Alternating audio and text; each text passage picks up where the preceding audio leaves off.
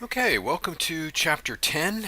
We're going to be talking about the adversarial system in action. This is going to be a lot of pre-trial information, but some leading into the trial, which I believe is the next chapter coming up.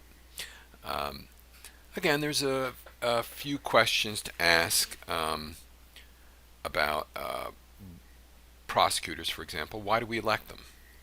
We don't elect chiefs of police. We don't elect the head of the Parks and Recreation Department. What's special about a prosecutor that would mean that we should elect them? Or a judge that we shouldn't or should?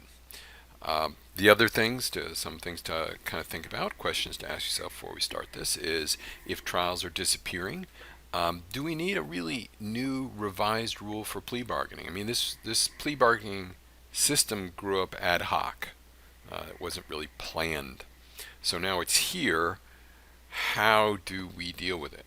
We're going to talk a little bit about bail. If bail is set to money and property, why? Why do we decide money and property and not other things like a person's character should be the primary guarantee? Are collective decisions made by 12 random people or a jury? Objectively, can you prove to me that they're more likely to be correct than one made by an expert in a field?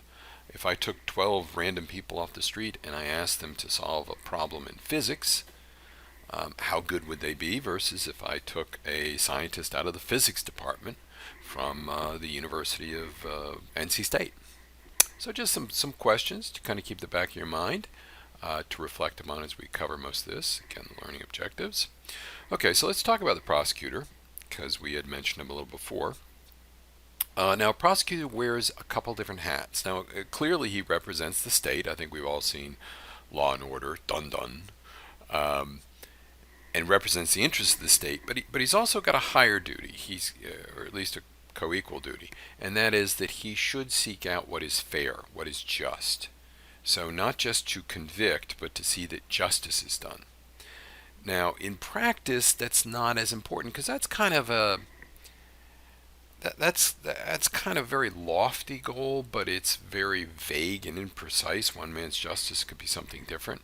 So in practice, even though the prosecutor might have this, in theory they tend to be judged more on what is their conviction rate. Certainly in regards to promotion and advancement inside the departments, conviction is very, very important. Okay, I'm going to mention now the Brady Rule. And this really goes to, I think, one of the reasons that our system has changed. The prosecutor controls access to almost all the evidence in a case. Since almost all criminal defense attorneys are appointed, private attorneys are only in about 10% of the cases, and we'll see that number in a little bit. The prosecutor is going to have far more resources than the defense attorney.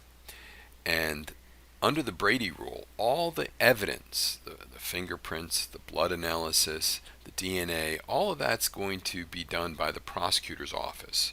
The DAs or the police department might do the analysis, but all that's going to go to the prosecutor. Under the case of Brady v. Maryland, the Supreme Court of the United States said, okay, well, the prosecution must disclose to the defense all evidence that they think is important that would show that the defendant was guilty or innocent. Now, they get to make that decision. So you might say, well, this piece of evidence, that'd be great for me to know, that there's another eyewitness to a murder or rape. And the prosecution might have that in a file, and they might say, yeah, but this person's a drunk, he's a meth addict, she was 99 years old, she's unreliable. I'm not going to turn that over to the defense. And I might never know about it because I don't get to see the files. Okay, the office of the prosecutor has the most discretion of any figure inside our criminal justice system. They decide if someone will be formally charged with a crime. They decide what charge, what level of charge, how serious. Is it going to be charged a felony, misdemeanor, or we're going to charge him with 5 felonies or 4 misdemeanors. They also decide when to start prosecutions. Yeah, there's enough evidence to go ahead and indict. When to stop. Hey, there's not enough evidence to convict. And these are largely unreviewable decisions. So the prosecutor isn't really answerable to anybody except the general public in election, typically. little bit to the Bar Association. Of course, the prosecutor, as I've been intimating, is an elected official. And very often this is an important elective position. It is not uncommon, if we look at the state of North Carolina right now, our current governor is Governor Cooper. He came out of the Attorney General's office, essentially a prosecutorial office. And this is very, very common. The governor of Texas, Abbott, came out of the Attorney General of Texas. Kamala Harris, the Vice President of the United States, came out of a prosecutorial office. So prosecutors are elected. It's seen as a stepping stone to becoming a more powerful figure politically. And because they're elected, they're subject to community pressures, pressures from political parties, pressures from the media. All of these will shape their decisions. The prosecutor's image, of course, in the abstract is one as crime fighter. And they are very closely allied with the police. The police and the prosecutor's office have good relationships, and they rely upon each other. So this bond that's created, which is necessary in many ways, can really skew the power of the prosecutor. Now, the police, of course, are focused on factual guilt. Did the person really do something? The prosecutor is focused on something subtly different. Can I prove legally he did it? And that's legal guilt versus factual guilt. Prosecutors also have relationships with the victims.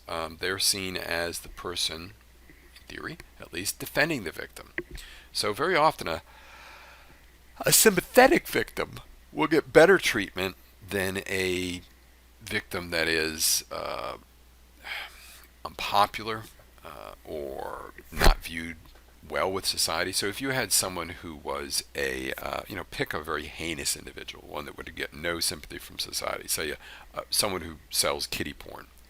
If someone beat up an individual who was known to sell child pornography, he wouldn't be a very sympathetic victim. I wouldn't expect that he would get the same treatment from the prosecutor that a kidnap victim of an innocent little boy or little girl. So sympathetic victims will often receive better treatment than non-sympathetic victims. Okay, the prosecutor in North Carolina, this is outside of your text, but I include, like I said, in this text, in this course, I'm trying to include more information about North Carolina. So the North Carolina prosecutor has immense powers. Here's the biggest one. He controls the calendar. This is when you're going to hear motions. This is when you're going to have the trial. This is not when you're going to have the trial. He controls the calendar. He controls, will he file charges? It's basically non-reviewable. Basic North Carolina procedure is the prosecution gets to make the decision to go forward. He decides if he's going to go to trial. He decides if he's going to drop charges. He largely controls the police. He can direct them to do things far more than a defense attorney could, obviously.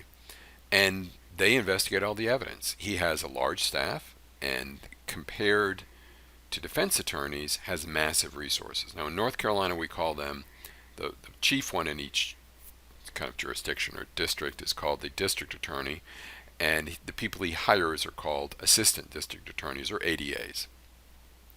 All right, the defense attorney is different. The defense attorney's duty is to represent the defendant in legal process. Now he hopefully can investigate facts, although that's somewhat limited.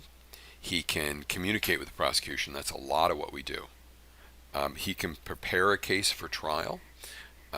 So a defense attorney, and I was a defense attorney for 30 years, will get the information, decide what witnesses he needs to look at, what evidence he needs to review. He'll submit motions. Motions are requests to the court to do something or not do something, and these are very, very important. Most trials are won or lost on motions like, I don't think this person is competent to testify. They have hallucinations or they were on drugs, so they have a statement, but the jury or the judge shouldn't take it into consideration. Or, hey, you've got this piece of scientific evidence, I want it admitted. They represent the defendant at trial. I sit next to you at trial. Your mommy's not there, your daddy's not there, your wife, your spouse, your friend, I'm there. The main thing we do, negotiate plea bargains or negotiate a sentence if it's conviction. And of course, we decide and carry out an appeal. Now, the defense attorney does not determine who's guilty. People ask me sometimes, how can you represent a guilty person? Because anybody I'm representing isn't guilty yet. They've been charged. Now it's the job of the state to prove they're guilty. And in fact, my client starts with a presumption of innocence. I have no duty to absolute truth. I have no duty to, I have to let all evidence come in. My job is to shape the evidence that's presented. Not to ever present a lie, not to ever present perjury, not to ever present something that's false, but to present the evidence in a light most favorable to my client. The defense attorney represents the client within the boundaries of the law. So there is limits as to what I do, but I'm your guy. I represent you. All right, types of defense attorneys. Now the ones you frequently see on TV and stuff are private attorneys. They have nice offices. They get paid a lot of money. They wear nice suits. Those are pretty rare for criminal defense attorneys. They do exist. There are well-paid criminal defense attorneys, typically concentrating in certain types of law that is more remunerative. Most of the criminal work that we would think of as criminal work, burglaries, assaults, rapes, prostitution, that's going to be public defenders. 90% of all criminal defendants get court-appointed counsel. Now, there's different ways that each jurisdiction handles it. And in theory, the conviction rates are relatively the same between the two. I say in theory. In practice, since trials have largely disappeared, that's a little bit difficult to measure. So what are the different types of it? Well, this is one way it could happen is you could have when I practiced law in the mountains many years ago up in Mitchell County, there weren't many cases. So what the county would do, or the judicial district would do, is they would go to, very often in the courtroom, you'd be sitting in the courtroom and a judge would say, okay, I'm going to assign you to represent Mr. Smith in this case. And you would simply be assigned on a case-by-case basis. And the county would cut you a check for the work you did. Another alternative, and this is popular, is the county will go to a law firm in the judicial district, say Lillington or Fuquay or something, and they will say, okay, you guys, we're going to give you a fixed amount of money, $100,000, $20,000, whatever it is. You take all the cases in the given county. And sometimes they'll say, we'll pay you so much per case. Sometimes we actually short circuit all that, and the city, the county, the state hires an attorney who works on just as a public employee. Now, typically, even if you wind up getting a free public defender, they're going to give you a bill afterwards. You're going to have to pay for your public defender. Public defenders are grossly underfunded. It's really not a debate because it's not popular to go to the general public and say, we need to spend a lot of money to hire defense attorneys for people accused of crimes that are deeply unpopular, a rape, a murder, assaults, maimings. So what typically happens is they try to spend the least possible amount of money. And that means that public defenders can have very, very large workloads. For example, if you get a high-level felony, like let's suppose a rape or an assault with a deadly weapon, that's at least 60 hours of legal work. Okay? So you would think 52 weeks in a year, let's suppose there's 4 weeks off, basically you could handle about 24 cases a year if you were doing a lot of them. And if you look, for example, this public defender in Lafayette, Louisiana, had 194 felony cases assigned. Now, that's just an insane amount of work. One public defender was found to be doing the work of 5 full-time attorneys. Now, that's great. I'm glad these people are dedicated to it, but the problem is the defendant here is not going to get good representation. So, we can ask this question: does extreme underfunding of public defenders undermine our system? Because remember, the adversarial system says Prosecution and defense each present evidence, they compete against each other, and that brings out the truth. Well, if one side, the prosecution, has all the resources and the other side has virtually no resources, then is the truth going to come out? All right, attorney-client privilege. When you communicate, if you're a criminal or been arrested for a crime, you're an accused, more properly, and you communicate information to your attorney that is absolutely confidential, with one minor exception. If you came to me and said, I blew up the Brooklyn Bridge, I can't tell anybody. That is a protected communication, attorney-client privilege. And the Supreme Court has ruled, however, that here's the one exception. If you came to me and said, hey, I bought explosives, I've planted the charges, the bridge blows up at noon today, I can call the police in that case. Future crimes I can report, crimes that have not yet occurred. Past crimes I cannot. Today, trials are growing increasingly rare. In the 1980s in North Carolina, about 25% of cases went to trial. Today, less than 3%. And we're talking felonies. Obviously, if we include tickets, that number drops even more. The vast majority of cases are now plea bargained. So the obvious question is why? Why do we plea bargain? And when? Well, I think there's lots of good reasons. It really assures certain things happen, but put that to the side and think about it as we address what happens in this whole process, because this leads up to the decision to plea bargain. Now, in North Carolina, we use two terms after arrest. We use initial appearance and first appearance. There's not a huge difference that you need to memorize, and certainly wouldn't show up on a test, between the two. I'm just giving you this information so that you're familiar with the terminology. But basically, in both of these cases, and you can see the general statute there for initial appearance, if you get arrested, initial appearance is usually for misdemeanor, first appearance is usually for felony. You get arrested, you have to go before a magistrate, and if it's felony, the same thing. So what happens? Well, for your initial appearance, here's your charge. You were arrested for something really minor, simple assault. We determine if probable cause exists for this. Yeah, the officer showed up, he saw it. A counsel is appointed if necessary, and bail is set. It's very quick, very simple. Now, for the felony, it's a little bit more. You're given more information about your right against self-incrimination because there's likely to be an interrogation. You're informed of the charges. You're going to set pre-release conditions, including bail.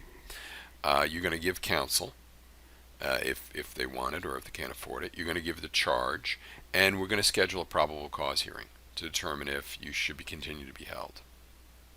Now, most people being brought into the system have committed very minor crimes. And it might be as simple as 5 speeding tickets you didn't pay or something. So most of the time you're going to be brought in front of the magistrate or the judge, and they're going to ROR you. They're going to release you on your own recognizance, or released on recognizance. It means we're going to let you go without you posting a bond or anything. This is for all the minor cases, all the nonviolent ones. Now the next level is a little different. If you bring someone in and you think, this guy is a flight risk, he's facing lots of time in jail, we want to make sure he shows up. So we will make him post a bond, or what we call bail. And that's an amount of money or property pledged to the court, and the court gets it, that they will hold until you show up for trial. Now, this is bail, and the 8th Amendment of the Constitution of the United States says excessive bail shall not be required. Here's the problem. What's excessive mean? I mean, if I make $1 million a year, a $10,000 bond is not excessive. If I make $10,000 a year and have no assets, a $10,000 bond might as well be the moon. You are not guaranteed that you will get bail. Typically, defendants will pay a bail bondsman 10% of the amount of the bail. So your bail, let's say, is $10,000. You'll call up a bail bondsman. He'll show up. He will post a $10,000 bond. You will give him $1,000 that he keeps forever. It's gone. You go to trial. Now, if you do not show up, then what's going to happen is that bail bondsman's bond might be forfeited, so he's going to send the bounty hunter, the bounty hunter after you. The probable cause, because I talked about the probable cause hearing. This is going to be held in front of a magistrate or judge. This can be waived, but it's really the beginning of the process of discovery. Now, discovery is where the defense finds out what evidence the prosecution has. So at the probable cause hearing, the prosecution will present at least some evidence that establishes that there is probable cause that the individual committed the crime. That it's likely. If they've got nothing, if they have no physical evidence, no witnesses, and you go in front of a judge and the cop says, well, I just had a feeling that he did it. That's not good enough. Probable cause hearing, if that's the only evidence presented, charge is likely to be dismissed. All right, now grand juries. Your book talks about grand juries. I'll be honest, I'm not terribly familiar with grand juries because we don't use them much in North Carolina. You can use them a little bit for certain high-level drug cases, but you don't really see them. Now, federally, they're used in North Carolina, but what happens is, in most states or many states, a jury is impaneled. So they'll ask for people, they'll bring them in, they'll impanel them. And then the prosecution will come in front of it and say, here's this evidence, here's testimony, here's physical evidence that shows that Tom Smith committed this crime. And the grand jury will weigh it, and they will decide there's enough evidence there to hand down what's called a bill of indictment, or a true bill sometimes. And that's an indictment, which is essentially an arrest warrant, and the police can then go out and arrest Tom Smith. Now, the interesting thing about a grand jury is no defense counsels are going to be present, so there's no cross-examination of witnesses that are presented. The prosecution can present any evidence it wants. It doesn't have to present any evidence that shows that the guy didn't do it. Well, it's really stacking it completely in favor of the prosecution. You know, the legal adage is a prosecutor, if he wants, can indict a ham sandwich, because there's nobody you're arguing against. Now, what this means most of the time, if you follow it, is if a grand jury doesn't indict, the prosecutor probably doesn't want the grand jury to indict. So, you know, if you look at how many grand juries fail to indict, and what you'll notice in 99.999% of the cases, they indict when asked by the prosecutor. It's only in certain high-profile cases that are unpopular that you tend not to see grand jury indictments.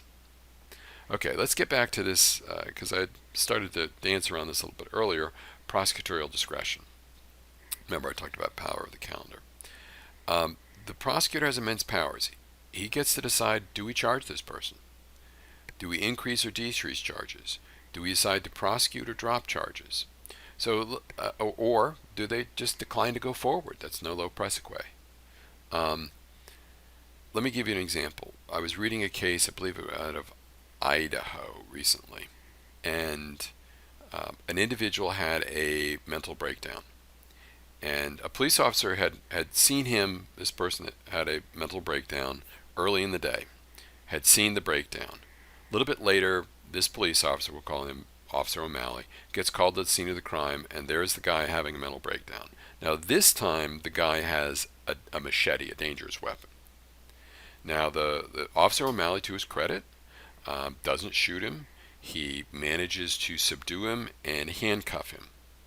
So now Officer O'Malley and the suspect are kind of on the ground. At this point, we use another fictitious name, Officer O'Rourke drives up in his squad car, doesn't see Officer O'Malley, and hits him with the car and kills him. Now, you're the prosecutor. Who are you going to charge here? Well, it's completely up to you. There's really only two people to charge. You can charge the suspect, or you can charge the officer who ran over the other one, Officer O'Rourke. And in fact, the prosecutor decided, well, the cop that was killed wouldn't have been on the ground handcuffing this guy if that guy hadn't wielded a machete. So I'm going to charge him with the murder of the police officer. And that shows the immense power and the immense right to make these decisions that a prosecutor has. Okay, what do they consider? Well, one of the things is they tend to consider how much evidence they have. But like all negotiations, what the prosecutor very frequently does is he starts from a position that is way above what he expects to get. So they engage in what is called overcharging. Well, this guy with the machete, he's likely to be convicted of a manslaughter, but I'm going to charge him with second-degree murder. And the reason I'm going to do that is then I can plead it down to what it really deserves to be. And this treats justice just like a commodity, like jewelry you're selling in the store. They also have to consider, is it serious? Is it worth the resources they have to expend? Is the victim cooperative and reliable and sympathetic, as I said before? So cooperative defendants. Does the defendant go along with this? Is the defendant willing to plea bargain or not? Is there powerful evidence? And of course, then there's political factors, things to consider. All right, so your pleas, you basically can enter are guilty. I did it. Go ahead and punish me, sentence me. Not guilty. I didn't do it. I want to go to trial. Nolo contendere. You've got enough evidence, and I will accept that you can sentence me, but I didn't do it. It's called a no contest plea. Now, North Carolina has something very similar called the Alford plea. These are important in that you don't admit civil liability, and sometimes you can't use it in a sort of 3 strikes you're out. So it's a rare thing. Most of the time you see guilty or not guilty. All right, so let's go back to plea bargaining because I've been dancing around this. 97% of federal cases, 94% of state cases are plea bargain with a guilty plea. So what are your plea bargains? Well, one is you plea bargain as to the number of charges. You charge me with 3, I'll plead guilty to 1, you drop the other 2. Sentence bargaining. You charge me with this crime, it faces a maximum of 10 years, you agree that I only serve 4 or 5. Then there's factual bargaining, where you agree not to release certain things and put them in the case, and this can impact sentences. That's not as common. The first 2 are by far the most common. So why do we plea bargain? Let's dig in a little bit here. Well, for the prosecutor, it's a quick win. His conviction statistics go up, and he likes that. It saves time, it saves money. Now there are other reasons a prosecutor might do it. He's afraid to bring the witness in to suffer a trauma. He's a little unsure that he can get a complete conviction. So he's got to have a reason to bargain. The defendant does it because he avoids harsher penalties. He knows what he's going to get. And very frequently, of course, he's been overcharged. He's been threatened with more charges. I'd come to a client and say, okay, they've charged you with 3 felonies. 5 years each, let's say, you're looking at 15 years. However, they'll drop 2, you only serve 5. It also saves money, because remember, defendants often have to pay back the money that they pay, and sometimes it's, you tell someone, let's suppose it's a private client, it's one of the relatively rare ones, and you tell them it's going to be $8 or $10 or $20,000 to defend them. They may not have the money.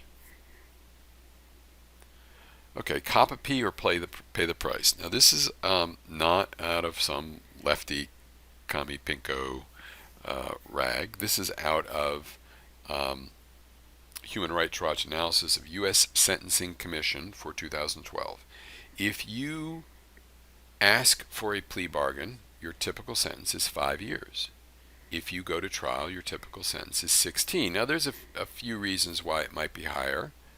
But what it's really showing, and you can look at the disparity, there's 24,000 plea bargains, and there's only 700 trials, is that prosecutors don't like trials. They would much rather have the certainty of the plea. And if you ask for a trial, they are going to give you a disincentive, you and everybody after you, to have done this. And that disincentive is a factor of 3 in your sentence. All right, that was a relatively short one, about a half an hour, so made up for maybe one of the longer ones I had. Have a good day, and when you're ready, click on the next chapter.